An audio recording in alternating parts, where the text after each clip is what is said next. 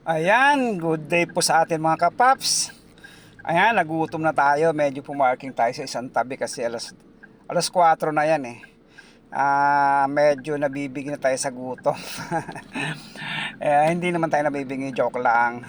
Medyo gutom na talaga tayo dyan sa panahon na yan. So ayan, hindi ko na pinakita yung nagdasal tayo kasi kailangan natin magdasal. Pasalamat tayo sa Panginoon dahil mayroon tayong pagkain sa araw-araw. So ayan, hindi naman mukhang halatang gutom na gutom, di ba? So, ayan, patuloy sa pagkain. So, umorder nga pala tayo ng Jollibee.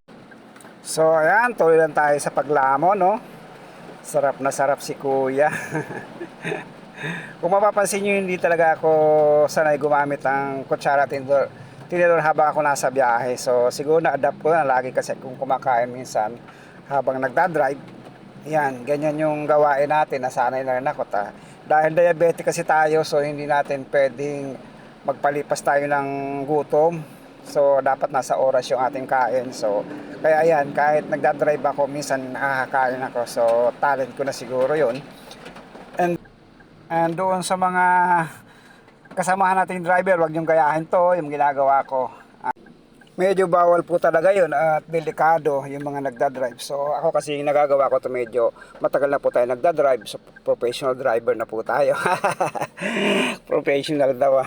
So ayan, delikado po talaga sa totoo lang. Kung halimbawa baguhan ka lang nagdadrive, wag mong gawin talaga yon. Delikado siya. And then ayan, sa akin naman kasi medyo parang pakaramdam ko, kayang-kaya ko naman siyang gawin kasi matagal ko na siyang ginagawa. So far naman okay naman para sa akin ha. Huwag niyong gayahin talaga. Parang professional yung gumagawa. Joke. So ayan, yung ating gawain kapag tayo nagde-deliver, ganyan ang gawain natin araw-araw. So salamat nga pa doon sa mga nanonood hanggang dito.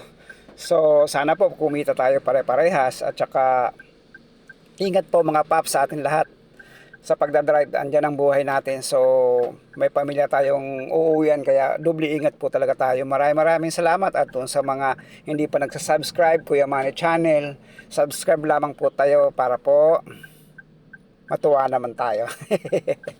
Diba? Yan, maraming salamat at ingat po talaga sa ating mga paps, mga ka-customer. Maraming salamat and babu.